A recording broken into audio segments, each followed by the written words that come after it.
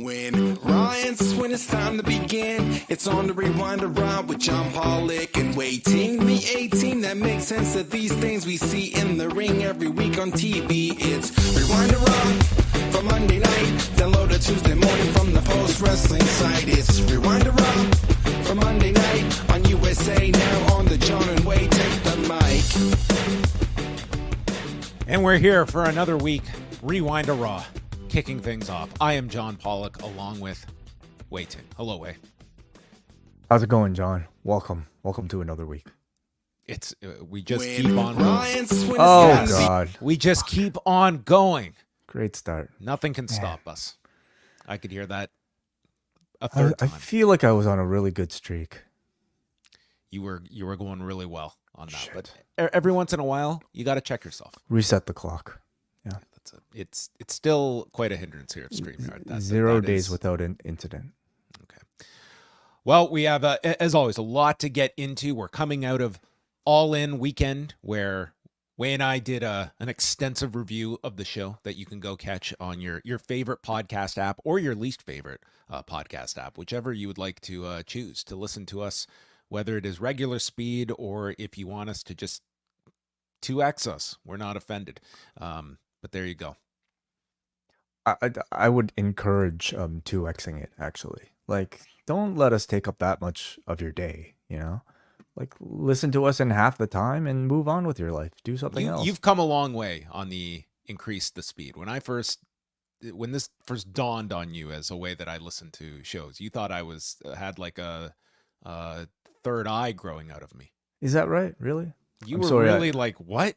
You listen to people speak faster than they normally do? Yeah. I'm sorry I ever doubted you. Now, I think don't ever doubt me. Don't ever doubt me, and you can't lose. Now, I will say, I think watching a movie at 2x is pretty crazy.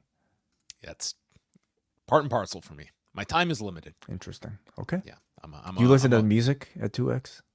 No, I will concede music. Music, okay. I can't get the same experience if I increase it. Sometimes if you listen to music at like half speed, it's actually like rap, especially like it's actually quite, you know, I mean there's a whole genre of it.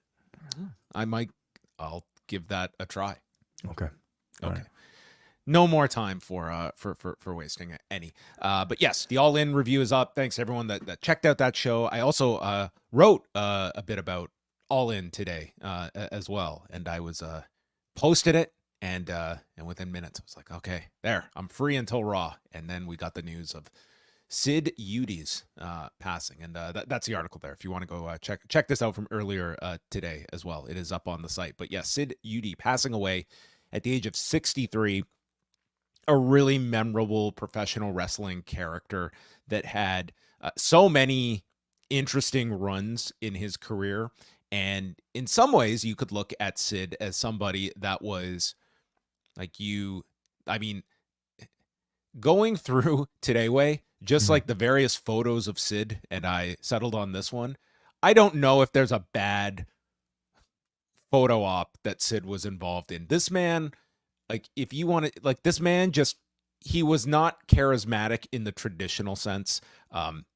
His promos were, albeit super entertaining, I will never say were his calling card, but this man, there were just some weird ingredients that came out to produce this professional wrestler that was in his own lane. And either you felt that, you know, he had a limited skill set and overachieved in his career, or you could argue that he had a lot of struggles in his career that he ended up on the outs of certain companies and didn't quite reach as high of a level. You could argue either way. He's such a fascinating character. And as someone that, when I first got into professional wrestling in early 1992, I was so drawn to this guy. And I remember that first WrestleMania that I was watching as an active fan. And I had been watching this guy put people on stretchers, that super memorable angle of destroying the barbershop, and he's got the cream all over his face. I mean, that was a haunting image for me as an 8-year-old. And I remember thinking, man, this guy's going to murder Hulk Hogan, and I'm here for it. I really enjoyed this guy as a child. And I think that is going to be your opinion of Sid is like kind of your age range of when you grew up as a wrestling fan and your attachment to Sid, because he will generate many different opinions. Obviously, they're going to be heavily skewed towards the memorable today in light of his passing. But you know, he was someone you can certainly say a lot of things about in terms of your fandom or lack thereof of a guy like Sid. Yeah, certainly. He's an interesting person to talk about in hindsight, because I would say like a lot of my enjoyment, and I think I would say like our enjoyment as a community of his work, a lot of it wasn't necessarily, I think, by intent. You know, like a lot of what we've enjoyed about Sid, it is sort of like unintentional. But like, I don't know. In the end, like at this point, years removed from his run, and unfortunately, at the end of the man's life, I just kind of look at the totality of what he offered us, and it was hours and hours and hours of great memories and entertainment and joy, you know. So I'm just like I'm so glad he existed in professional wrestling for various reasons, and I'm very sad he's not around. There have been a lot of deaths actually lately in professional wrestling. But this is a guy that I actually grew up with. So like it's, you know, it's kind of a piece of my childhood, and yeah, there are a lot of great Sid memories, let's just say, you know. Oh yeah, there's plenty of them, and I'm not going to do like the extensive bio. I wrote a bit about him today, but I would like to write something more in depth about Sid later this week, because there's so much there. Like this was pretty much today. This was all just like top of mind of just, and you go through him, and it's like, here is a guy that was just in all these different scenarios, and very few people that were positioned as like the top guy in WCW, the top guy in WWF. He had the Memphis history. This guy went to, so he started off in Memphis as Lord Humongous, and that's kind of where he cut his teeth. And I think that's a very, what a name, Lord Humongous. I mean, there you go. It's man was ready made for that. His first, like, this guy and Mark Calloway, they worked in Memphis together. They were together in WCW when Calloway replaced him in the Skyscrapers, and then they would headline WrestleMania together. So that was not part of their backstory going into that year's WrestleMania. That it's Lord Humongous and Mean Mark headlining WrestleMania in Chicago. But I find the Memphis territory to probably be a very instructional period where he is around all of these veterans. It's an old territory, but doing all these wacky angles. And I think that kind of wired his brain for pro wrestling. This was not somebody, like we talk about a lot of, you know, current generation performers that grew up as fans, and that comes with like a great appreciation for the industry. I think a lot of respect for the fan base, but there's also like that other side of like, you're happy to be there. Sid was never that guy. He was willing to walk. And that's a great power to have. It can also be to your detriment. But this dude was not afraid to walk away, no matter what the spot was. And depending if there was softball around. Well, I mean, softball Sid was a title that followed him to the point that, I mean, Ric Flair, quite the man when it comes to tributes in his, like, every capital letter to start a word today on Twitter. Part of his like tweet was the message to his family that Sid was more than just a softball player. I was like, I don't know if that would have made it into my cut if I was just tweeting about a man that had passed away that I had been a colleague of through many decades. But Flair did work that into his tribute here. Much more than a softball player. Interesting. Yeah. Period. I mean, maybe to Flair, like that was Sid's, you know, sort of title first and foremost. He had the rep that, you know, when he was like nursing injuries or he'd disappear in the spring, like that became like this guy loved his softball, and that followed him. And there were all these stories with him. There was the squeegee with Brian Pillman.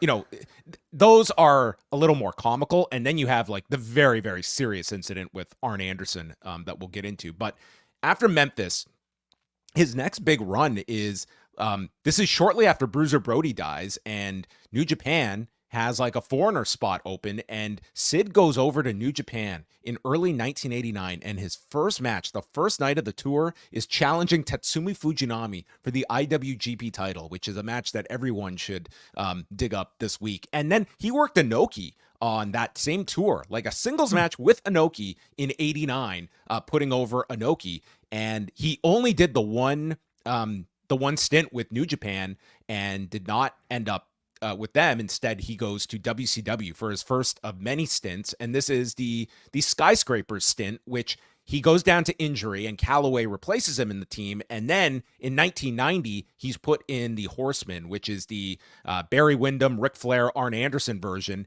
And this was kind of the first time the Horsemen put in like the big muscle guy. And this was carbon copy what they were looking for when they put Batista into Evolution, was to have the muscle guy, and that's what Sid was. And he ended up working with Sting for the NWA Championship that year and ended up becoming a big heel.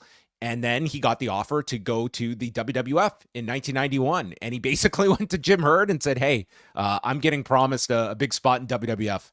I want to leave. And they ended up working him out where his final night is against El Gigante, which is a 2-minute and 13-second match at the very first Super Brawl that Dan Lavransky was there live for. And if you ever want to see Sid, his final night in the territory, he was there to do his job and then get up and get the hell out of there. And off he went to New York. He comes in, and at the time, it's like, okay, here's this guy who garnered some good notoriety in WCW, and now he's going to New York, where this guy just screamed New York in 1991, and he comes in, he's the referee at SummerSlam, and it leads up to the program with Hogan, which they do very famous ending to a Royal Rumble match, maybe the most famous Rumble match, which is Sid eliminating Hogan, and then Sid is left with Ric Flair.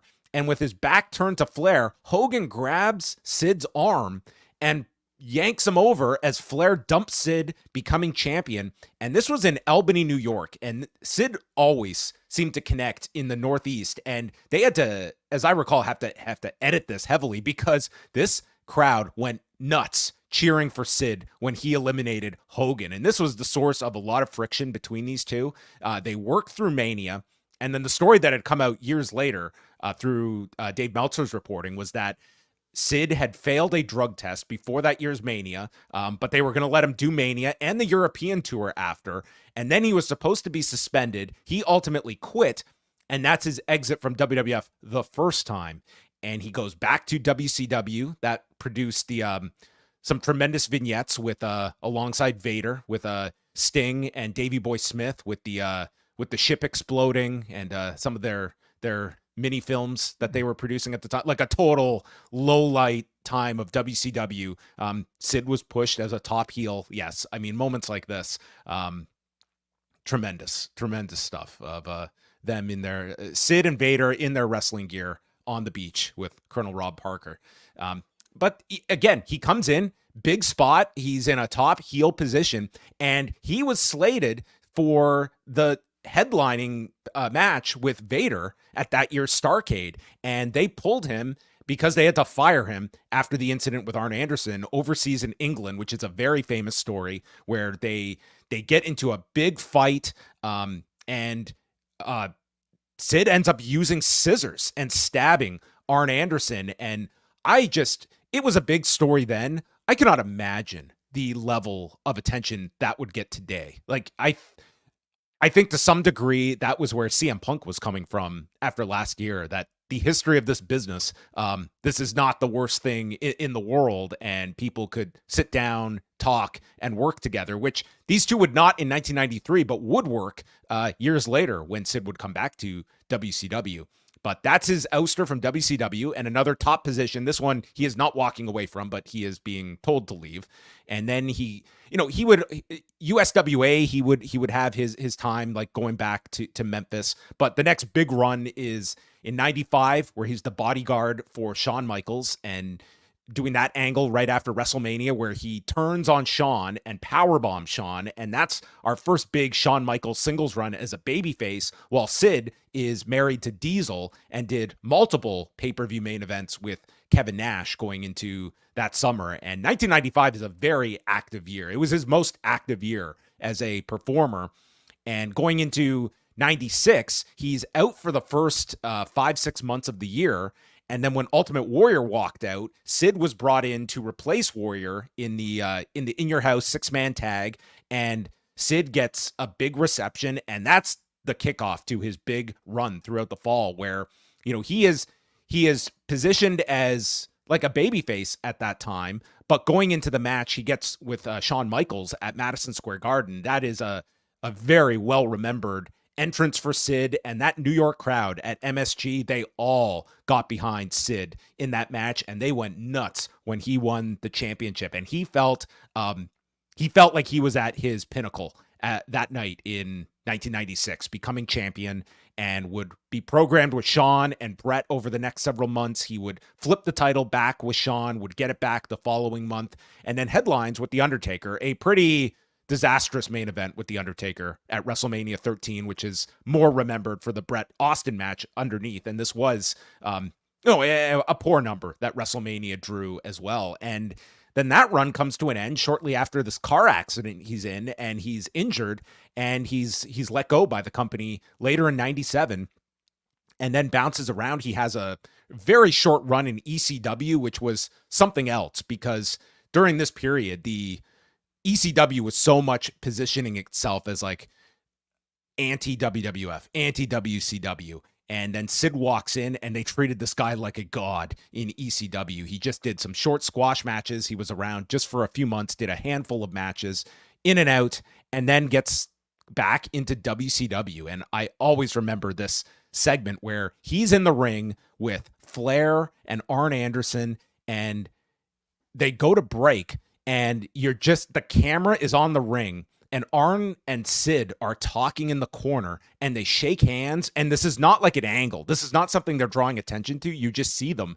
in the ring. And if you knew the story, how symbolic that was, and the fact that those two could bury the hatchet and work together was quite impressive at the time, given the history, the 6 years earlier. And this was his last big run. He had the program with Bill Goldberg, including a Halloween Havoc match that was well above what you would have assumed a Bill Goldberg and Sid match would look like in 1999, and then gets the WCW title in the wake of Chris Benoit's exit, and kind of gets pushed. He was in the match he was in Benoit's last match in WCW. Yeah, and they did the finish where he's got the foot under the rope, and when Benoit does not opt to stay with WCW, they get the title onto Sid. And during that very brief several-month period with the new booking committee under Kevin Sullivan and others, Sid is pushed as the lead babyface, working with Nash and Hall. And then when Russo and Bischoff come in, he's got an injury, and he's pretty much gone for the entire duration of Russo and Bischoff's reign, and then comes back at the end of the year, worked Starrcade that year in the main event with Scott Steiner. And then you fast forward to January, and that's another like infamous moment involving Sid, where his leg snaps in one of the most gruesome injuries you will ever see on a wrestling broadcast, where his leg like literally snaps. And that's the end. And you think about that end way. I was thinking about this today among many topics involving Sid, is that he was 40 at the time of that injury. If he doesn't get hurt, and again, he's 40 years old, is he somebody the WWE takes any interest in when they buy the company several months later? Or do you feel he would have been in the kind of Jeff Jarrett discarded talent pile by that point? Well, what was his relationship like with the WWF and Vince at that point? I mean, it's very clear there are the legends that they took care of and promoted, and he was not in that category. Like, he never got the big returns. Like, they did the one thing like years and years later in 2012, right before the Raw 1000 deal, and he came in and he squashed Heath Slater, and that was about it. But the guy never got the invite for the Hall of Fame. They never did like the big DVDs, or like he was not one of their he was not on their list of like the legends that would always get the call to show up on those shows and to do the cameos. Like, outside of this one appearance in 2012, that's about it. Do we know if that was WWE's choice, or has Sid ever turned appearances? I know when we interviewed him around 2007, he very much had his eyes on a comeback for WWE. Like, so by that point, I mean, he would have been around 40, 46-ish, 40, 45, 46. And he was, hoping to come back. Yeah, not old by wrestling standards. No, I mean, like, we look at it, like, at that time, 40 at the end of WCW. Yeah, you're on the older side, and he definitely had his injuries, but he was still someone that, you throw this guy, he does have a history with that fan base, and it's interesting. Like, they went for a Scott Steiner. I could have seen at some point having an interest in Sid, but that leg injury was devastating for him. It's amazing he did any more matches, period. But they were all just independent shots that he did all the way up until 2017. He wrestled his last match. But yeah, you have I think that his squash matches, very fun watches, and some of the segments. I mean, hey, we're live, pal. I mean, that there was Sid, I've got half the brain that you do. I mean, the man, it was entertaining. I wouldn't call him a great promo, but an entertaining one. Yes, absolutely. And I mean, that screaming up and down voice. I mean, I was always captivated by him as a speaker. I guess okay, maybe not great promo by the traditional sense, maybe and by the traditional definition, but I always enjoy whenever Sid pops up on one of our Rewind-A-Ways and he gets to speak. I think it's a very unique combination of a guy who is that size, looks like that. I think has like a sort of, okay, maybe we question like his charisma again in the traditional sense, but like, look at this man's face. The fact that he's had opportunity after opportunity after opportunity, sometimes with the same companies and, any other company that he's been a part of, I think suggests the fact that, I mean, it's not just size is a big part of it, but there's something special about him as well. There's a very unique charisma about him. And I would add to that, like, the uniqueness. To me, the promo style is part of that package. The loud, quiet, loud promo style, I think, is something that he managed to perfect. And again, to have somebody who looks like this, who has this sort of like interesting sort of like physical charisma, was able to play the psycho Sid character so well, be able to cut a type of unique promo that was memorable. I think it's a very underrated aspect.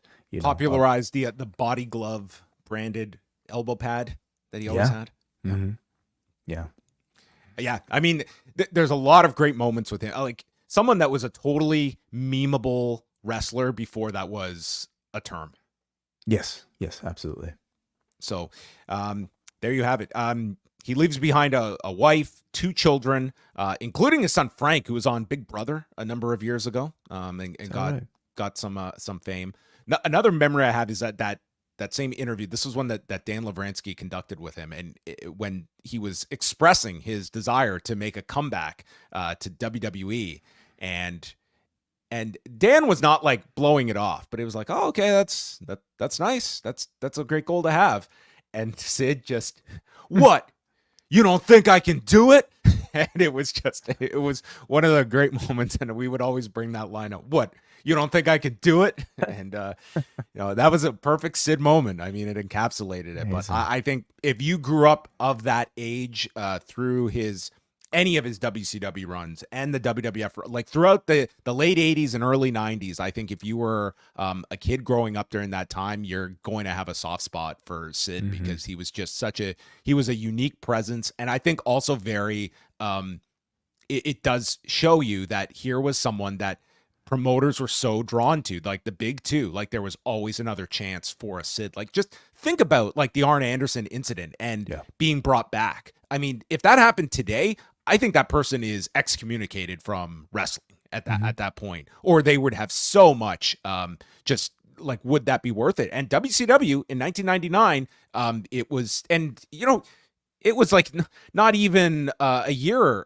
It was just over a year after that. Like, he's in a main role in WWF. It's like this guy was brought in and he was not slow rolled back to the top. He jumped to companies and he was in top positions pretty much throughout the 90s.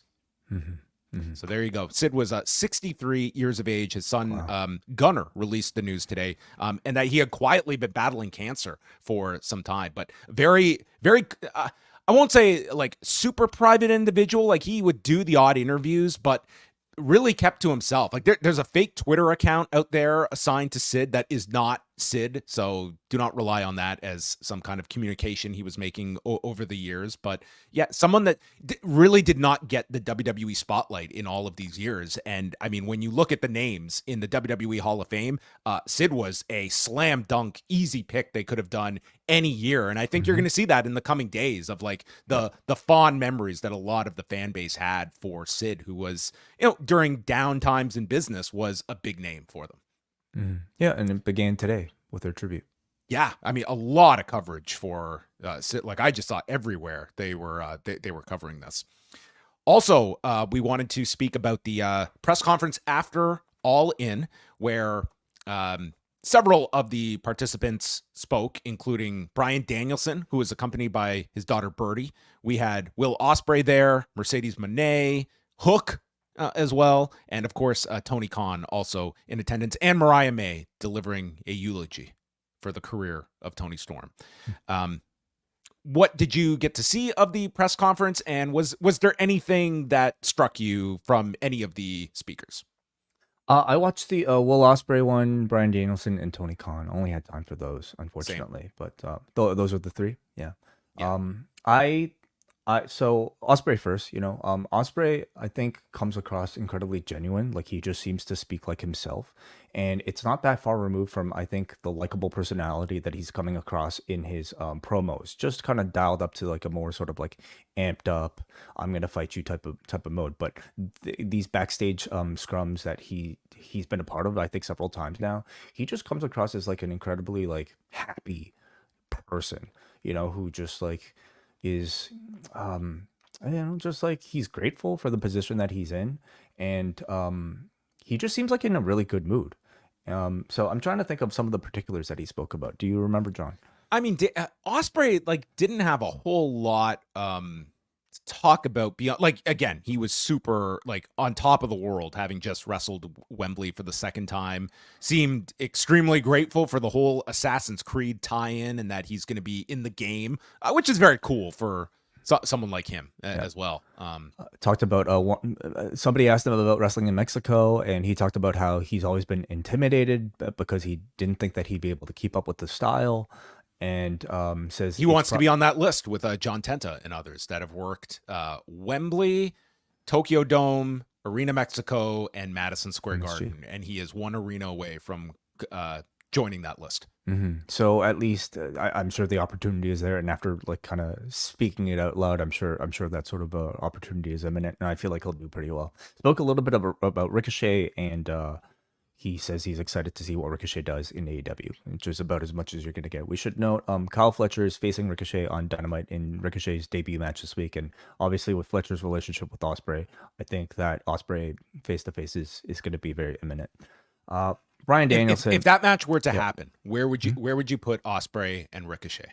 Because my thought is that should be the big match, maybe for Grand Slam, for Arthur Ashe Stadium in a few weeks. Okay, for TV rather than. Well, we know Ospreay is supposed to be with Pac. Quite honestly, I think the Arthur Ashe Stadium show, like that show really needs a boost, and it needs something big. And yeah, okay. So now, if not Arthur Ashe, what's the next opportunity? Are we talking Wrestle Dream at that point? Wrestle Dream would be the next major show, which would be October. Yeah, you also have that anniversary edition of Dynamite as well that they're promoting for Pittsburgh. I mean, you have your options there.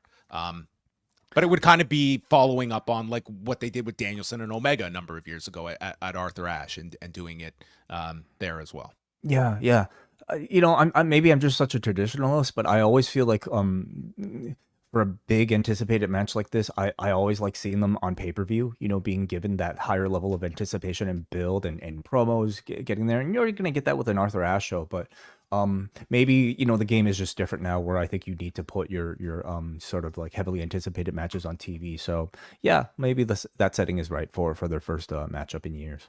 Bryan Danielson, I loved, he did the whole thing with his daughter Birdie, and I think just like showed off just a wonderful relationship between father and daughter. Like for any concerns that people might have had about like the match being too much for the kids.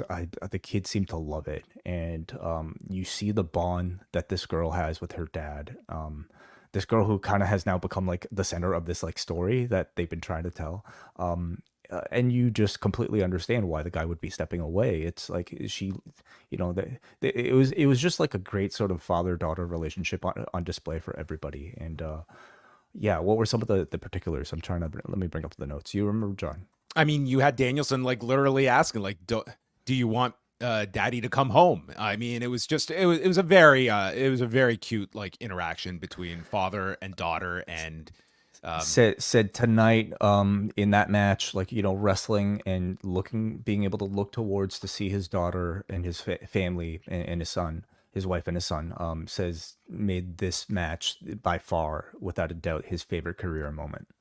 So. Yeah, I mean, this one would have to top the match with Claudio at PWG Enchantment Under the Sea. Was that the prior holder of that award? That was, he's always spoken highly of Kofi Mania as well. That too is up there as well. You mean the headlock match where you talk about match, that? Yeah. Okay. Yeah. These notes from Andrew Thompson over at postwrestling.com. He didn't talk much about his future. Like, he was asked several times about like what he's got coming up next. And Danielson, they were building everything for Wednesday. Like, Wednesday is going to be the announcement, and they're obviously teasing. Is this going to be like Sting, where he walked away as champion? And I think they're driving everyone to tune in on Wednesday to find out what's going to happen. Sure. With that, and I think everyone kind of sees this. Like, I see this being like the announcement, like, this is the real final countdown, and I have X amount of matches left, or something to that effect, and I have the end date in mind, or something to that. And I think we're gonna get a couple of matches before the send off. Yeah, at this point, I don't know if he'll ever commit to like a full on retirement. Like, I expect him to do maybe what he stated beforehand, and that's move into like more of a semi regular type of schedule. But there's still a lot of great story to be told. I mean, I in particular loved your idea of like the moment he loses the championship, he has to retire. But I don't know if I see like full on retirement with him anymore. Anyway, talked a lot about Swerve and heaped a lot of praise onto him. Brought up Zack Sabre. Somebody brought up Zack Sabre Jr. and he said that he would love to wrestle Zack at the Tokyo Dome. Said their match at the New Beginning in Osaka is one of his favorites from an artistic standpoint. Spoke a little bit about the Final Countdown, the Europe song. And just talked about his initially choosing it as a joke, and then Dave Meltzer. Well, he was fielding questions for his daughter Birdie, and Dave Meltzer got it. And Dave asked very smartly, I would add, if Birdie would like to travel to Australia or Tokyo. So not much of an answer from Birdie, who I think is very media trained. It seems. Didn't want to reveal her dad's cards. Yeah. So, and then I guess the other one we saw was Tony Khan. We talked a little bit about this on the review, but we hadn't seen the press conference yet. I will now state that it's over. I'm semi-floored that they didn't announce the attendance figure. For all intents and purposes, I don't think you have to do too much speculation that they just did not want the comparison. And to me, I think that's just an example of just giving way too much credence to a very small percentage of your critics that are out there. Like, anyone that's going to come in bad faith and mock a like 55,000 number, that's insanity. That to me is insanity, that you would not be patting yourself on the back for a multi-million-dollar gate that is bigger than all but the biggest wrestling shows in history. That is nothing to be ashamed of in any sense of the imagination. Like, that's right on par with both nights of Mania this year, with tickets sold, with the SummerSlam number. I feel like, obviously, you see how divisive it is when it comes to these subjects. And I think like this was an example of them, I think, just taking that way too much to heart. And instead of just being able to kind of step out from the online world and into the real world and be able to scream at the hilltops that we drew 55,000 people at Wembley. Yeah, I don't disagree. I do find it a bit odd, yeah, for your second biggest Yeah. gate ever. Like, I'm sure this ranks up there on, like, in top at least non WWE, events of all time. To not celebrate that. At the same time, I do understand, the moment he lets the number out, the discourse is going to be what it's going to be, but it's going to be what it's going to be regardless, If you don't give him that like that to like chew on, it's going to be something else. It'll be something else that Yep. people can play. You're never going to win that side of the aisle. So you know what? Just be really proud of like what you're going to do. Would like, you throw it out. Like if WWE does a number for Mania that's lower than the previous years, it's like that's not viewed upon as some like failure, much less running the same stadium back-to-back years. I just thought it was one where I think it's giving way too much weight to what is like, in truth, a very small percentage of critics that are never going to be satisfied with no matter what you do. If you did 80,000, there'd be something to that that would disqualify that too. Like you're just never going to win that battle. So don't fight it. The other things noted, Daniel Garcia was brought up, and he kind of gave like a vague answer. PW Insider has reported that he has not yet signed a new deal, so that remains to be seen with Daniel Garcia. And our own Neil Flanagan asked him about the creative situation, and it was funny because afterwards I was just going online and I'm just seeing like quotes of different things from Tony Khan. And then I listen, I'm like, all these answers were from Neil's question. It was like, he's got like around 27 people that contribute in various creative forms. And he's the guy that has to essentially separate the good ideas from the bad and who gets involved. He went into different directions about how the Collision locker room is a lot better this year than it was last year. Read into that what you obviously will. I found like it was like Tony Khan just like sometimes his answers, he will just go in these directions and he falls into just the promotional Tony Khan mode. This was just kind of like a stream of consciousness that gave you like some insight into like his approach to a lot of the creative, and I found it to be like one of the more interesting answers from Tony, just speaking about the creative process in an actual way that you took some substance from it. Sure. I mean, it's clear that is probably the element of all of this that he spends maybe the most of his brain power working on, and probably the most time, thinking about. And obviously, Neil found a topic that he was more than happy to spend time talking about and had a lot of thoughts to share. So I'd love to hear more about the creative process from Tony. So maybe more questions to be asked of him in the future. And we will be putting out a piece on Tuesday from our man Neil, our intrepid reporter who got back home to Northern Ireland, banged out a wonderful piece that, yes, we will release on Tuesday morning, titled "New Media versus Paper and Pencil: An Aging Journo's Experience of AEW All In 2024." Wow. Okay. Oh, yes. I have to. I'm first thing I'm doing. Wait in till the you see morning. the photo attached to those. Oh yeah, can't Neil wait. just the MVP at All In this year. So yes, look out for that on Tuesday at postwrestling.com. All right, and just the ratings came in today. SmackDown drawing 2,050,000 viewers on Friday night, which was actually their lowest viewership since June 14th. The demo was a 0.56, so down from the previous week, but number one for the night on Friday, so still a celebration for WWE. Rampage was almost identical to last week, 290,000 viewers, and a 0.10 for the show that was taped in Arlington the weekend prior, going into All In weekend. So there you have it. Postwrestling.com. Coming up this week, we have all of our usual slate of shows, plus Neil Flanagan will be on with Brandon and I this coming Wednesday at 3 p.m. Eastern time. We have also got the second installment of MCU Hater and what's on the big screen this Wednesday with Rich Fan and WH Park. Rich and WH, and I think a guest TBD are going to be talking about X-Men Dark Phoenix. Okay, like this is not X3, which they already had to sit through. I would argue this is the worst of those. Okay, this is one of maybe the worst in the X-Men proper catalog. X-Men, the Dark Phoenix, almost the end of the franchise, but they also have New Mutants to go next week as well. So those guys are going to need some Tylenol, I'm sure, at the end of this month. But X-Men Dark Phoenix with Rich and WH on MCU Hater. This one exclusively in the Post Wrestling Cafe out Wednesday.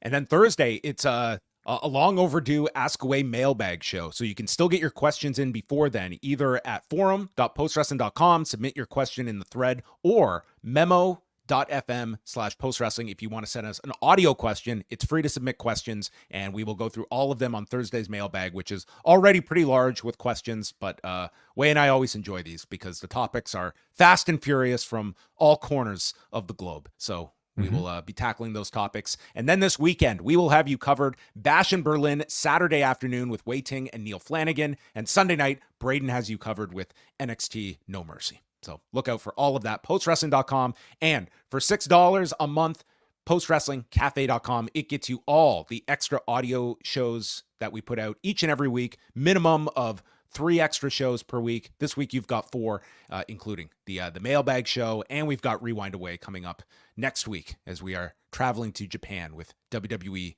Beast in the East. Yeah, a lot of stuff that's out there, and you get these podcasts that you're listening to right now ad free. All right, there so you have to sit through this. No, nothing. It's more for the audio listeners. I was waiting for a curveball that you were throwing me. No. Now we go on to Raw from the Amica Mutual Pavilion, the AMP in Providence, Rhode Island. 9,068, WWE promoting it as their 37th TV sellout of the year. They started the show with a graphic for Sid Eudy, and then we got the arrivals, including Braun Breaker with his dog. Well, would you expect a cat from Braun? No, obviously, between Mercedes and Braun, they got their the dog pound was represented well in professional wrestling. Maybe these were those dogs that his father had at Great American Bash '99. That attacked Sting. That would make the dogs at least 25 years old, and that's a pretty rare phenomenon. That might be tough. Michael Cole is on commentary with Corey Graves, who he says he's going to be around for a lot coming up. They're going to be spending a lot of time together. So when do we know Joe Tessitore? When does he start? He starts next Monday. Okay, so Graves and Tessitore. That's the team? Yes. So my understanding is that it will be Tessitore on Raw, and then Cole moves to SmackDown. But then for Netflix, they will be flipping with Cole starting on Raw when they go to Netflix in January. Oh, interesting. Okay. I think they want to have Cole in that spot. And this is during college football season. Joe Tessitore, Fridays are not going to work for him during college football season. So it looks like he'll be on Raw for the foreseeable future. But that's next week in Denver. So that will be a big focus of next week's show. Judgment Day starts off, and they recap the beatdown of the Terror Twins, Damian Priest and Rhea Ripley, who I hope have a produced segment every single week with a promo. Because it's become my new Dominic, is those two. It's taken a while. There's been this void in my life, Wai, but the Terror Twins have filled it.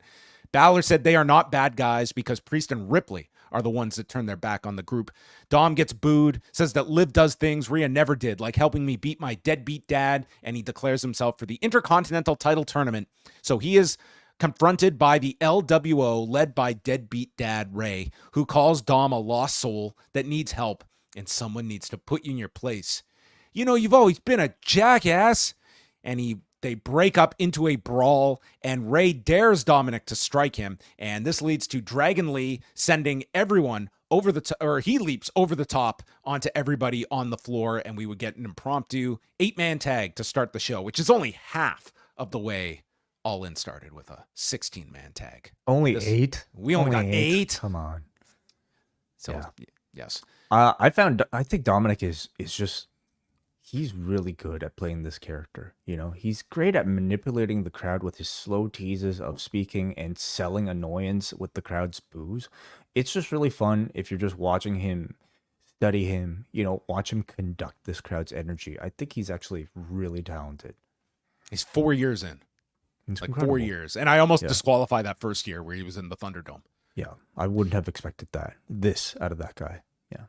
So it's Balor, McDonough, Dominic, and Carlito against Ray, Dragon Lee, Joaquin Wilde, and Cruz del Toro. Early on, they're stomping on Del Toro, and Judgment Day, they end up retreating away so they can't get dove onto. So they do the deal where Wilde does his springboard off the rope and flies onto the aisle, onto everyone. A great spot whenever they do this with Joaquin Wilde. It turned out really well this time. I would say, like, I think the last time I remember seeing it might have been at WrestleMania, unless he's done it in NXT since. But at least in WWE, the last time he did it was at WrestleMania on a big stage. You'd think like on a major stage it would turn out better. I thought they crafted the spot better here. Where in WrestleMania it was just kind of like, hey, give me my WrestleMania moment, and then he does it, and it was just kind of lost in the shuffle.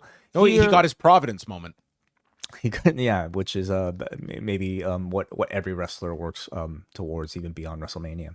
Yeah. Where's this on Will Ospreay's list? Has he ever worked the Amica Mutual Pavilion? You know, he could be the first. Yeah, very elusive. But like here, they had they were teasing the 3-person dive, and then that forced the rest of the Judgment Day towards the end of the ramp. Then they did the rocket launch and had some just great angles covering it as well. So we continue with the hot tag to Ray. He hits a sunset bomb, but the save is made.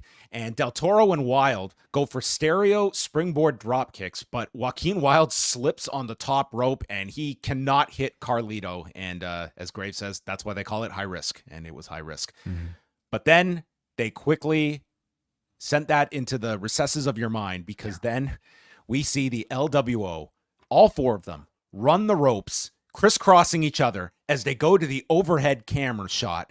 And this was like the coolest shot of them just crisscrossing the ring, all 4 of them, and then diving in sync with each other. This was amazing. It was. Yeah, sorry, I'm about to play it on my thing, but this thing was.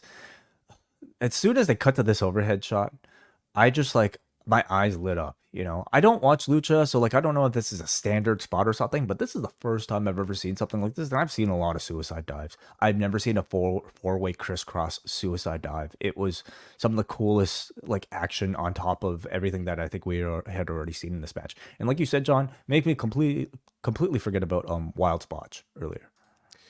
So, yeah, this was just amazing. And then Ray hits the 619 to Dominic, but Liv yanks Dominic to avoid Ray's frog splash, and Dominic catches him with La Magistral Cradle in 13 minutes and 31 seconds. One of the better things on the show was this. Great heat for the opening talking segment, and that extended into the match. And Dominic was a big part of this. The act with him and Liv is very over. But this was also a really fun 8-man. Yeah, I think Joaquin Wilde tonight was also, it's kind of the center of attention, at least on the L.W.O., even beyond Rey Mysterio, who I think we always kind of see deliver, but it was really Carlito's best match. Carlito's been fine, perfectly fine in his sort of role, I guess. But yeah, I thought they divide some really, really great 4-way spots here, and just kind of set up this huge reaction to Ray and Dom's first interaction in the match. And these audiences are as hot for Ray and Dom facing each other as they were years ago at this point. So they've done a really good job just keeping them apart and still keeping that feud alive. Outstanding heat for the Judgment Day. Just really fun, creative offense from the LWO as well. So, man, I would love to see more of these multi-man tags involving these guys. Well, the Judgment Day continue their beatdown of the LWO, and they place Ray onto the desk, and Dominic is climbing to the top, and there is no way in hell that this guy is leaping off the top to the desk. And in fact, the Terror Twins come out to go after Judgment Day. Everyone's fleeing from them, and JD and Carlito are the sacrificial lambs as Balor, Dominic, and Liv get the hell out of there as JD and Carlito take a South of Heaven and a Riptide and are left in the ring. This entire first 30 segments, all based around the Judgment Day, the Terror Twins, and the LWO, everything was just really outstanding. Incredible reaction that didn't really let up for this entire 30 minutes. They explained that the IC title tournament, we will get 2 weeks of 3-way matches, and then the 4 winners will meet in a fatal 4-way to determine the next contender for Braun Breaker. So Braun will just be walking his dog for the next 2 weeks until he has to defend this title. Jackie Redmond is with The Miz, who is an 8-time champion. He's coming off a rough stretch, but he has a chance to tie the all-time Intercontinental Title reigns ever at 9, which he did not say who holds that record, but Michael Cole would later, and note that it is in fact Chris Jericho. Okay. Yeah, I mean, that's you what could- that's you're what he's free to chasing. mention. History. Yeah. And Bronson walks in. He says that the reason I took out R-Truth is because, or the reason that R-Truth was taken out is because you stood up for him, and he said that I'm going to come back and maim you. So that was a nice promise here from Miz. You will be maimed at a date to be determined.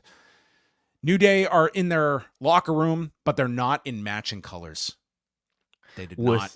With the idea that Woods took it upon himself to make a black version of their outfit rather than coordinating with the agreed upon green.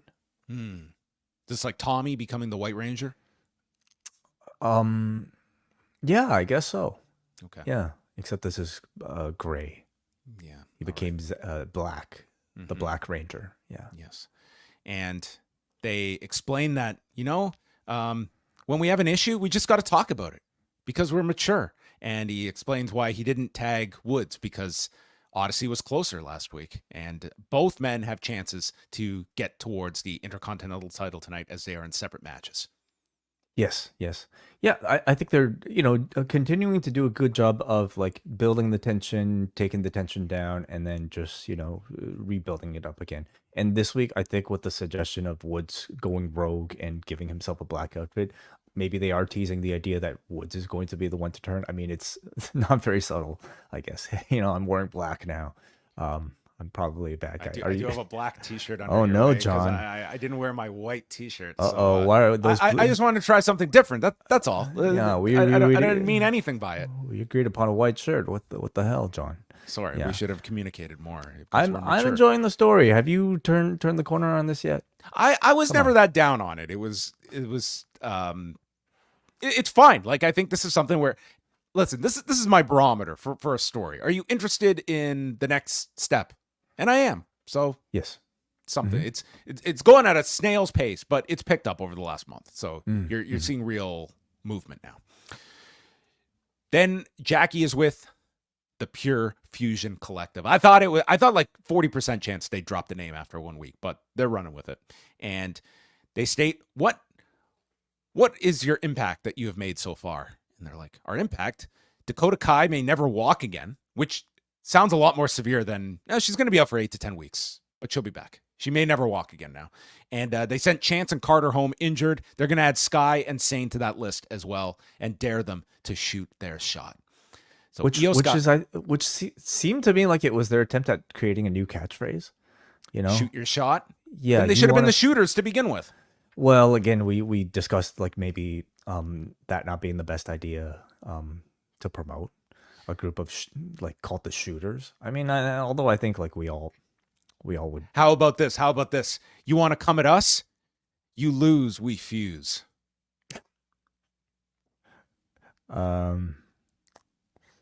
Yeah, I think that would be work. We refuse to lose. Give me a week, okay? I'll get a book full of these. All right. The Pure Fusion Collective. Yeah.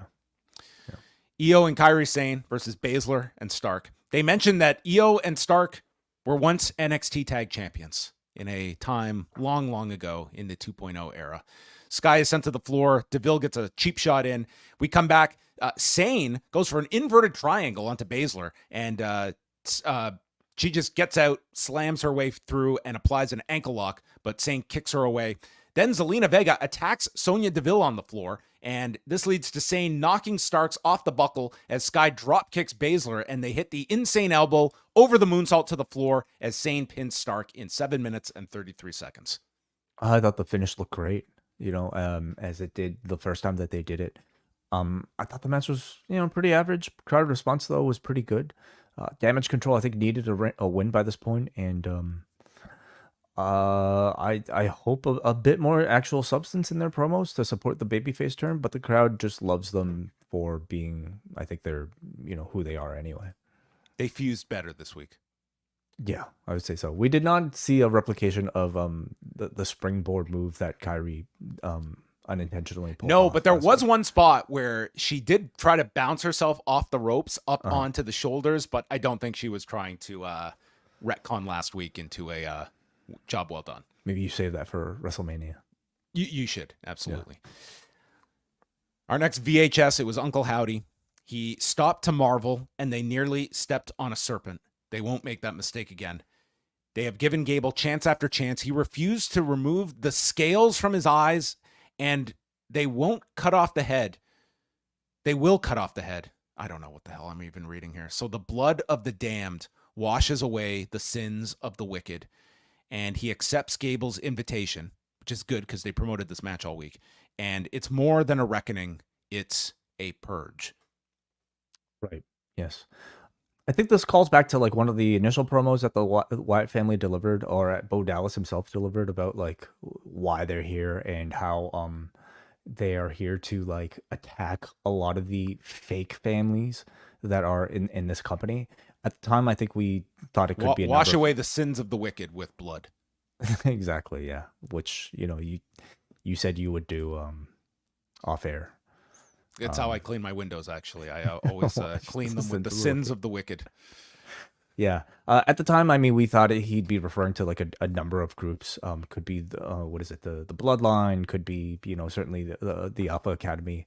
And now, yeah, this was calling back to that. I think, you know, we know the reason why he has been targeting Chad Gable. It's because he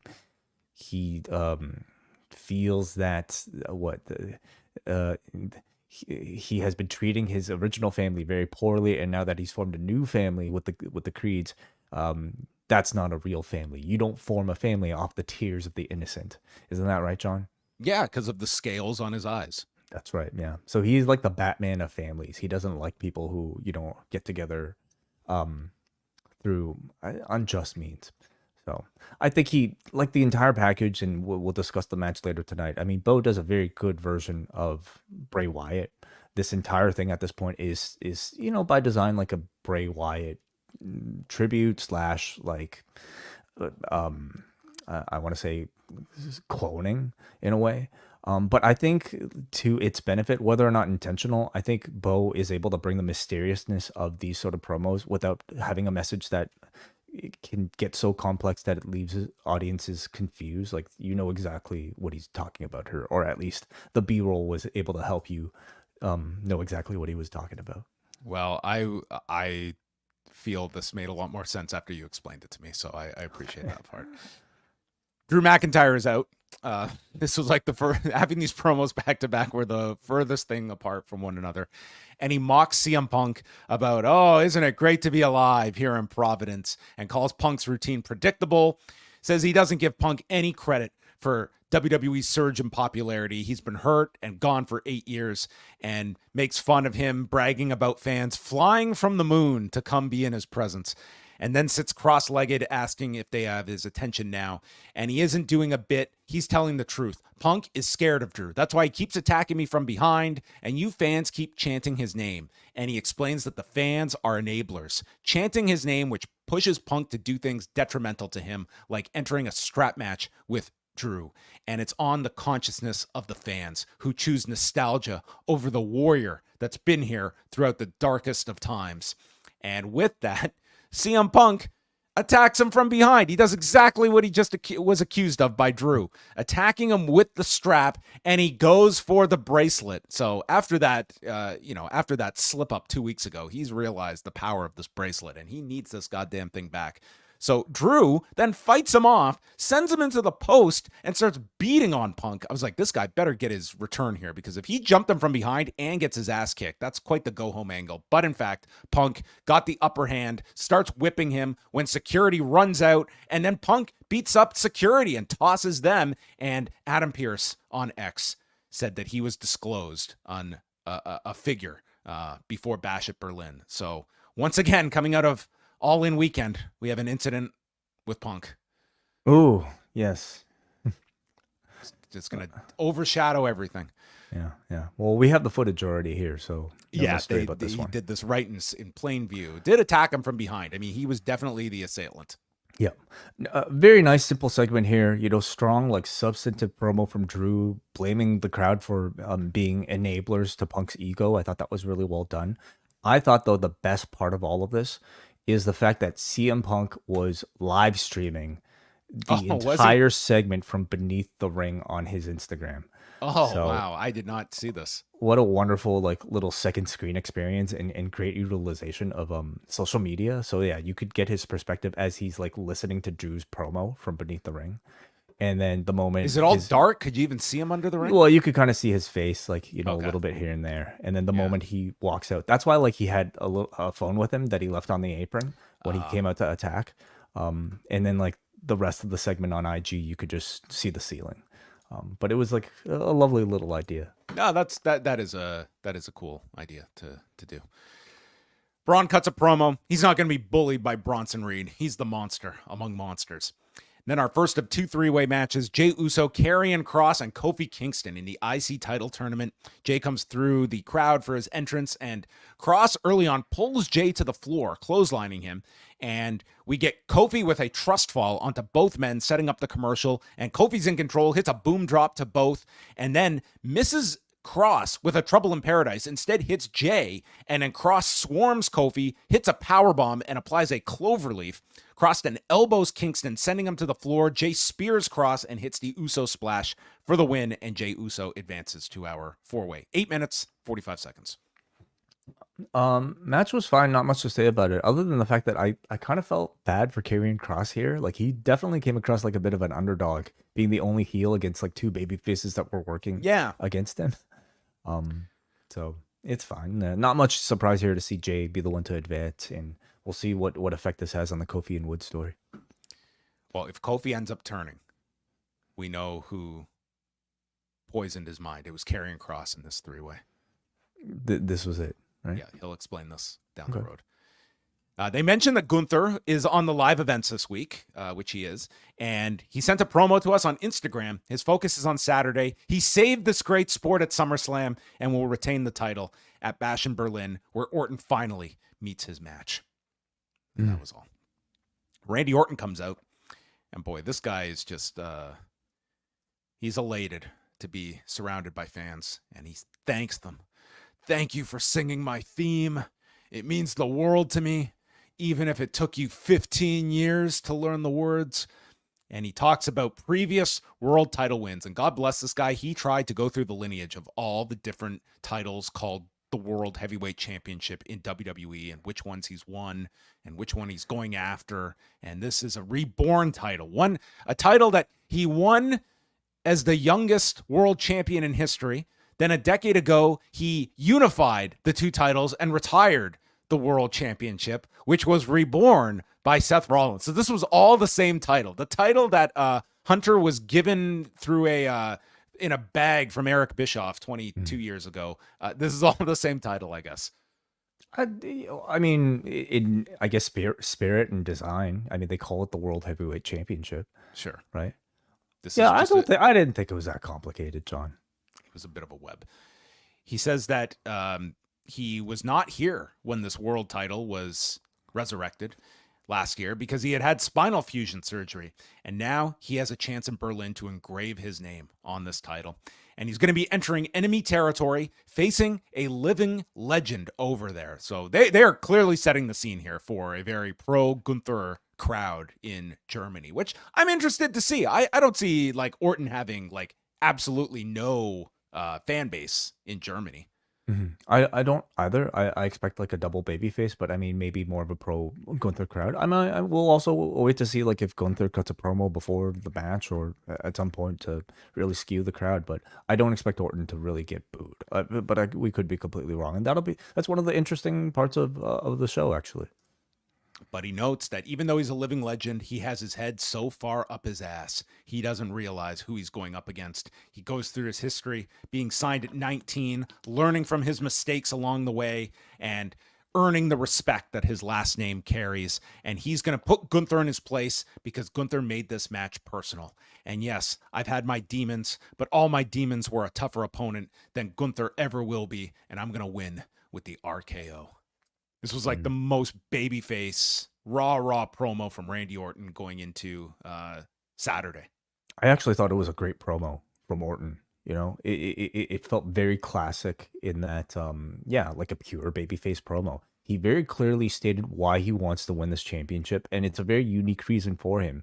I think for the first time as well, I got to hear somebody mention why they specifically wanted this World Heavyweight Championship, the big gold belt. I mean, so often I think like you just hear people generically say, I need to win a championship in the WWE. This is Orton specifically stating he wants this one. He wants the one Gunther has. He wants, because, you know, of his personal attachment to it. So it managed to convince me that like he has a very strong sentimental attachment to this specific championship, and I think that was really effective in making me feel like he really wants to win this match. I love the way he kind of weave through the idea of like facing demons and growing up in front of the audience and failing a lot, but learning from those mistakes, and how Gunther has never faced that sort of hardship. I love that, like, as his, like, you know, use of critique against this sort of like perfect guy in Gunther. And I thought it was just like a very well reasoned and almost even like very meaningful way of saying, I'm going to kick your ass. So it felt very concise as well. Yeah, it's been a simple build, but an effective one, and I think this does feel like the main event for Saturday's show for a lot of reasons. But yeah, more than Kevin Owens and Cody. That's for sure. Randy did a promo here explaining why he wants to win the title, so that was nice. I like that little shift in direction.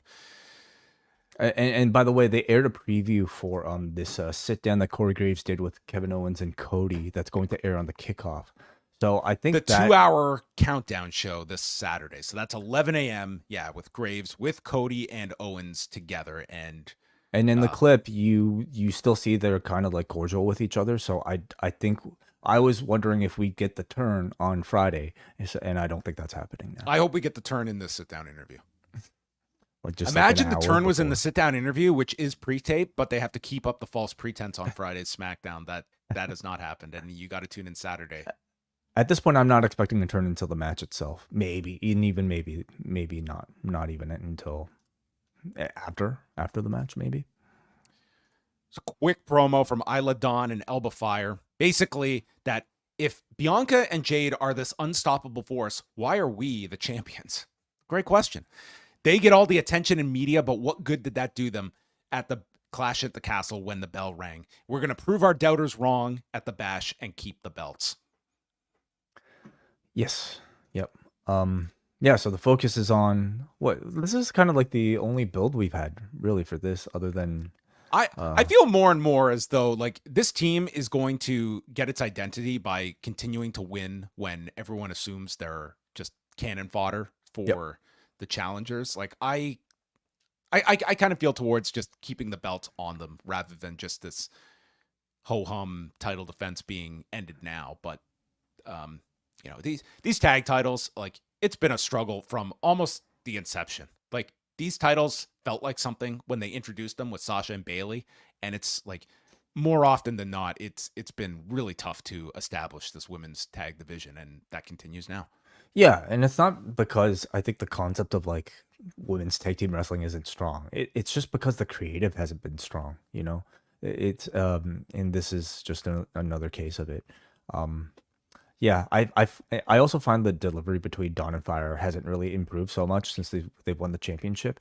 I definitely feel like they're a team that was not ready for this sort of spotlight. They gave it to them, and they haven't necessarily found that voice in this time yet. It just felt like a very generic and pretty forgettable promo. And then we went to Bronson Reed against Braun Strowman, the Battle of the Monsters. And this match begins with Strowman running out of the corner with his Okada-style dropkick. Yes. Or at least his attempt at it. Michael Cole explains that Bronson Reed felt he was getting overlooked, so he's made a name for himself, and in doing so, he has become an attraction that people want to see. So, I mean, that is correct. Yeah. So, I mean, this was just your ultimate, like, athletic big men doing every crazy idea that they could come up with, including Bronson Reed hitting a suicide dive as they go to the commercial break. We come back, Strowman's in control, hits an avalanche, and then Reed goes to the floor and he teases leaving. So Strowman goes after him. By the and way, they never announced this as like a Falls Count Anywhere or like no DQ no. match This or was just a anything, right? straight match, and I we did- never got a bell to signal the end of this. Right. It's still going on, Yeah. and they make their way up the stage and into the back. And I had the same question you did, Way. I was like, is this some like Falls Count Anywhere match? They just keep going into the back. Reed is faster than Braun, so he gets a trash can and he's just waiting. And when Braun goes through the curtain, bam, he throws this trash can right at Braun and continues to attack him. There's these two poor PAs, and Strowman just grabs one of them and chokeslams him through a table. And they fight into the parking lot where there are two cars. And Reed gets chokeslammed onto the hood of one of them. Strowman lifts up this metal truss, misses Reed, and drops it on the car. Then he shoulder tackles Reed onto another car. So Reed gets up, and now he's got a pipe. And he climbs onto this ledge above the parking lot. And after taking out Strowman with the pipe, Strowman is laying on the roof of a car. And Bronson Reed leaps off of this ledge with a tsunami. And as great as that four-way crisscross spot was with the overhead cam, when they came back from break and showed the overhead shot where the windows exploded, Amazing. and somehow there was like some electrocution that came out of this. I don't know what. This was like Mick Foley and The Rock in that Rumble match where just sparks flew out of this car.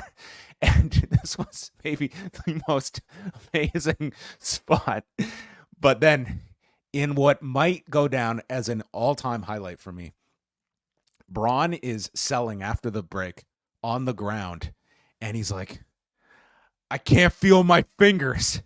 And Adam Pearce screams, he's talking about his fingers. This is serious. He's talking about his fingers. Dead. This is my match of the year.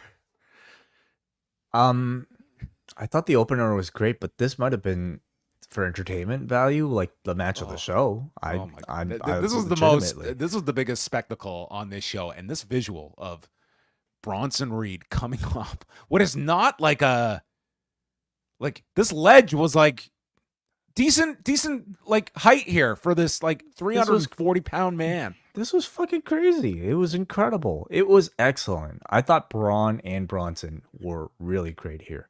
Like even just in ring, the interaction that these two had, I mean, they were just like going really fast and like working like they were regular sized people, which I'm sure is exhausting for them, knowing what they had coming up ahead of them as well. They had a great brawl even towards the parking lot, made very entertaining by just seeing Braun like maul these security guards. And then like once they got to the parking lot, they had a lot of like pretty big stunts as well, like the big choke slam onto the car hood that at this point I don't think any of us will remember because of what was to come. They topped it though with like I couldn't think of any way to make this tsunami even cooler, and they found like this. Like this could be a t-shirt, like just what we're looking at. Like this was just like an insane live stunt show with these two super heavyweights. These two like really went above and beyond, and the production went above and beyond in like crafting this incredible like kaiju battle between the two of them. So it like very convincingly adds Braun to the list of Bronson's victims and offered you like a great variation on like the tsunami spot rather than just doing it again 5 more times, which I think would have been a bit tired if you did it again. Six of these outside onto the car. Yeah. I would have just loved the idea that they got to the arena and they're like, all right, guys, you got 8 minutes. Reed's up. He's going over. And Braun's just, okay, so I'm just going to lose. I got this other idea. Maybe we could squeeze out another week of this. Yeah. What do you have in mind? Have you seen this car? Yeah, like this took quite a bit of scoping out. Like how would they have known that this ledge would have existed, outside of what is this arena called? The Amica Mutual Pavilion. I'm now, sure they went on Google Maps and now it becomes a legendary ledge at the what? Yeah, this is right up there with like Big Show tipping a car off one of these ledges on top of Bob Holly. Yeah, but this wasn't so ridiculous though. I mean, like we've seen, yes, in WWE's history. This was not ridiculous. I mean, let's reenact this way. Let's do this. A car falling onto a human being should kill a human being. Okay, this is a 500-pound man jumping onto another 500-pound man on top of a car. Sorry, we're in agreement. I'm just talking about this as like in terms of a stunt to pull off. But yes, he should be able to live from this. I do believe Right. that's okay. He should be okay. Yeah. But the other thing to this was, as Braun is on the floor, and let me repeat, he's talking about his fingers and the lack of feeling in them. Bronson, according to Michael Cole, got up and walked away. Mm-hmm. Yeah, fingers all intact. Yeah, fingers crossed. Braun will be okay. Yeah, I think Braun should come back like with no fingers, or he should come up with a wrestling style where he can't use his fingers. He just like got like stumps. a metal hands or something. Yeah, and that's his way to get into the Wyatt Six. He's got metal hands. Catchphrase: get these hands.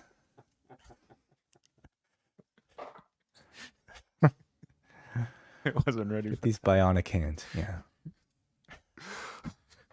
My hands. This was the best thing on Raw. Just watch this over and over again. Incredible. Then we went to our next three-way. These poor guys. This was tougher than following Ospreay and MJF yesterday. The Miz, Pete Dunne, and Xavier Woods. Woods, the only guy who had a tribute here for Sid. He had an armband on for Sid. And they sent Dunne out of the ring first. They're working together. They tried to put together a lot of different three-way spots, some more successful than others. Woods had this idea. I think Woods decided, you know what? I'm going to try all this stuff that I've never done before, starting with a giant swing. And it was fine. He lifted Pete Dunne. But I was like, when your comparison is Claudio Castagnoli, it's really tough to do like a giant swing when that's sort of the industry standard at this point, because it was a bit of a struggle for him getting done around multiple times. And we can't expect him to do it really to anybody, like most of the roster that's bigger than him. Yeah, it just seems like an odd fit here. Woods does a roll through on a high cross by Miz, slams him, and then Woods does like a variation of the end of Heartache onto Miz, then power bombs Dunne on top of Miz, tries to cover both, and they're kicking out. There were all three were chopping one another, and then Miz tried to go for a double skull-crushing finale, which I'm sure in like 2K looks real cool, but he was cut off here. It was just left to our imagination. Woods then counters one skull-crushing finale, but then on the second try, Miz hits it. Dunne yanks him off and places Miz in a crossface, and then in like the silliest cover, Miz is in the crossface and puts his hand on top of Miz, and the referee is counting. I didn't think that was silly at all. I actually thought it was quite was clever. Actually, if you have a free hand, okay, and an opponent that's already down, you got a free hand while you're in the crossface. Why wouldn't you want to end the match as a last ditch effort? I didn't think it was silly. Well, I think that what if that had been the ending of the match? I think it would have been clever. Okay. Well, Woods breaks the submission with kicks, and he hits the limit break elbow onto the Miz, but Dunne pulls the referee out, knocks Woods out, and with him on the floor, Miz is left to absorb the bitter end in 11 minutes and 2 seconds as Butch is advancing. Yeah. I think they were trying to take advantage of the three-way by being very creative with the spots. So I think we have to give them credit for that. Maybe because of how fast they were trying to work, maybe not all of it necessarily working out. But I think they put effort into like making this feel special. And I think many of the spots did turn out well. But I didn't think any of the characters were that over here.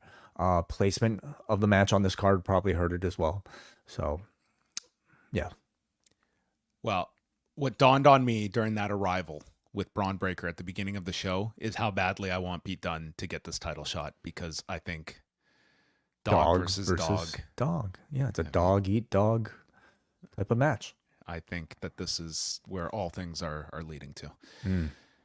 Jackie is with Braun Breaker, who this was his whole role on the show, was to mock Jay and Pete Dunne's wins, and tells Jay to watch his mouth when calling him out, and says, "No one in your family has ever beaten a member of mine." like at WrestleMania 9 with the Head Shrinkers against the Steiner brothers.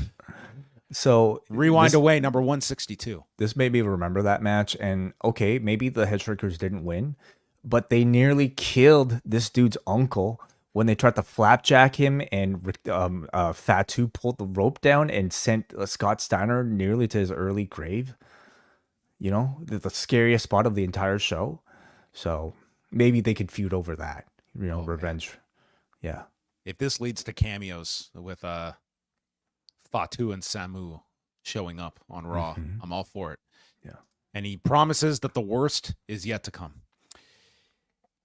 And that took us to our next American-made training set, where Chad Gable, with a straight face, says, "Howdy, you call me a false prophet?"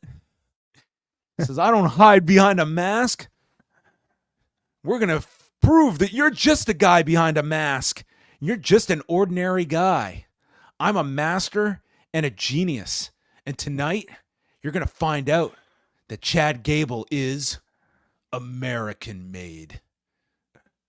Like, these have to be done for the purposes of our enjoyment to recite these, because that's the only thing that can fuel the writing of these. The enjoyment is all of ours, for sure, John. I love your recap. Love your new Chad Gable. Well, we're getting a doubleheader, because then when we came back, the music plays, and there are Terror 1 and Terror 2. It's hard to tell them apart because they are Terror twins. You damn right we're the bad guys, and it never felt so good to be so bad. And at Bash at Berlin, we're going to make you feel like victims, because the Terror twins are going to show no mercy. And then Rhea, who has learned Spanish in the last week, recited a message to us that thankfully our translator, Damian Priest, conveyed to the English-speaking audience. "We're your devils, and we're coming for you." Yes. Way, it never felt so good to be so bad. These promos, trust me, they never feel so good than when they are so bad. So these guys are so over that they can even get away with this, but we shouldn't let that slide, okay? Because if these two were two new debuting wrestlers and they cut a promo like this, I think we'd be all over it. You know, they're going through a problem now where, like, as heels, they're these badasses, and now as baby faces, they're still really trying hard to be like badasses, but like in telling you that they are badasses, which I don't think makes them badasses. They are making these two not in like the promos and the wording and such, but they feel like they are trying to create like an Undertaker and Kane, like baby faces that kick ass, and like that's the template I feel that they are trying to make. Like this is the brother and sister of destruction, which might be their next working title. Well, I think I prefer Undertaker and Kane because at least one of them was silent and didn't have to, cut that sort of promo. I also think Taker is a bit more. Who's the phony tough and who's the crazy brave? What show was that from? Unforgiven 2000? That was a recent review. I can't remember which one. Yeah, no, it's really tough trying to find that sort of voice. I don't know. There's something. These really are not cringy. it. Okay, these are not it. I cannot be any more clear than to say these are completely awful. But maybe you and I only feel that way. Like maybe their target audience, which might be like boys and girls age 12, 8 to 12, like they might think this is really cool. We should hold a focus group and put that to the test. Okay. Michael Cole then he's on camera with Corey Graves, and this they get very somber talking about Sid, and Michael Cole relaying that one of the first people to greet him when he started with WWF in 1997 was Sid, which is an interaction I would love to have seen. Maybe it was really just like, hey, the washroom's over there, or something. So he directs. He tells him that Sid helped teach him when he got to the WWF, which, like, again, I do believe this happened, but like Sid was like, Michael Cole comes in. I feel he didn't start on screen until like fall of 97. And Sid was gone by then. But there had to have been some overlap at some taping. There's trading on the job before, somebody goes out on I feel camera. their interactions had to have been less than 5. Like, I imagine they had like less than 5 shows together. Wouldn't make the stat untrue. No, I don't doubt its legitimacy at all. I'm just saying, like, it was I would have thought like they just missed each other because he's gone around like June. Graves then talks just about being a big fan of his growing up, and they, to their credit, they got a video package together, and like this was news that didn't break until around like 4 p.m. and they still got this video package up. Maybe you're less impressed by this turnaround way, but for years, like I wouldn't even think twice about like if they would even like at most you'd be surprised at a mention, and here they go out of their way to get a video together, and they have old clips of it. And this is a guy that, I mean, really lends himself to just quick video highlights. And I'm always impressed at their speed in being able to do stuff like this. They really do have like a world class post production team over there, and I'm sure they're very used to working at very tight deadlines under the old regime. So I'm glad to see them be able to use it like for something like this.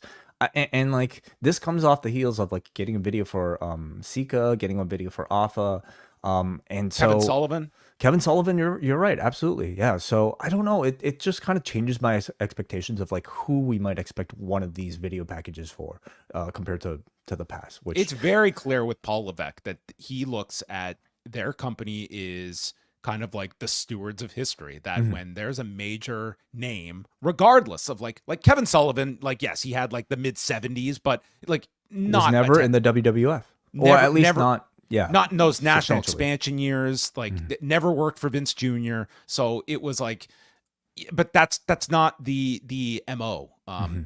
It's the it's the same like AEW. It's like they always make a point of like getting together like a video or a graphic at the very least for people, and it's just like it's a much better handling of it. Where again, the famous one was Luthez that like didn't get a mention, and it's just like, it's crazy if you took whoever the Luthez equivalent is and you tune into like a Major League Baseball broadcast and a massive name passes away and it's not uttered.